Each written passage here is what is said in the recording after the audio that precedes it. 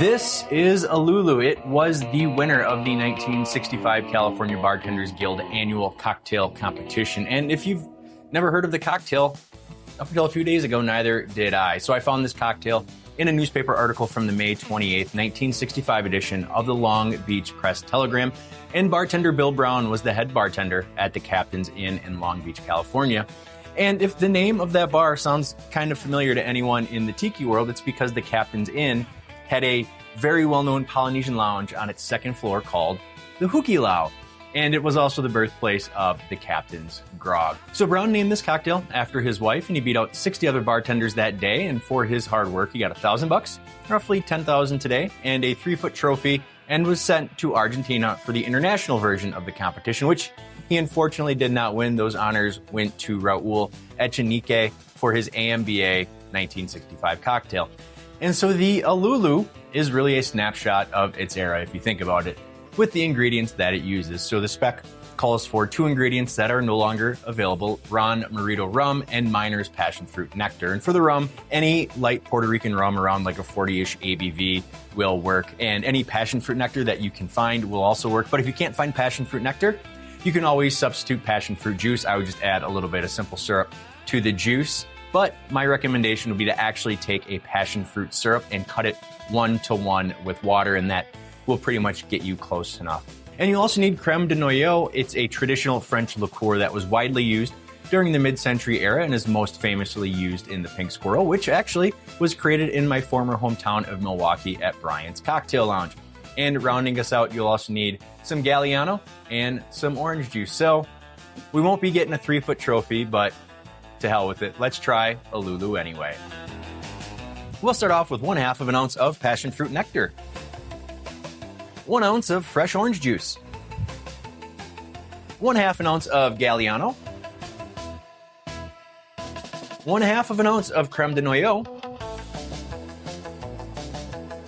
and an ounce of a light Puerto Rican rum. And we'll whip shake this drink with ice and strain into a coupe glass. And that, my friends, is the award-winning Lulu. So yeah, it's not too bad. It's a little rough around the edges. It's still smooth enough to be considered a decent cocktail, but again, 61 years ago, the expectations for craft cocktails then compared to now are completely different. The quality of ingredients nowadays are much better while also being quite a bit different in some areas. So I've never had Miner's passion fruit nectar. They were either discontinued or went out of business well before I was even born. I'm sure most of you probably had never had it either. So I'm sure the passion fruit, which is a little bit overpowering in this cocktail, is different than what the passion fruit nectar of 61 years ago was. Also, the creme de noyau, if you've never had it, is a very strong liqueur. It's very nutty.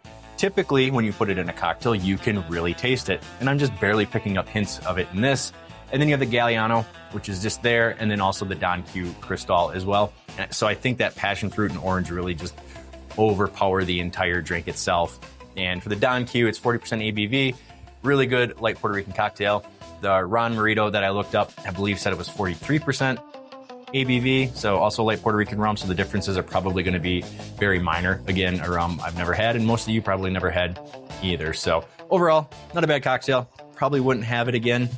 You know, there's 1,000 other cocktails that are similar enough that if I was having a fancy dinner party here at my house, I would whip those out instead. But yeah, so I found this cocktail a few days ago. I'd never heard of it. Guessing that you probably had never heard of it either. But yeah, I mean, overall, they can't all be winners, right? So it is what it is. But yeah, let me know in the comments if you had this drink. Let me know if you've heard of this cocktail before.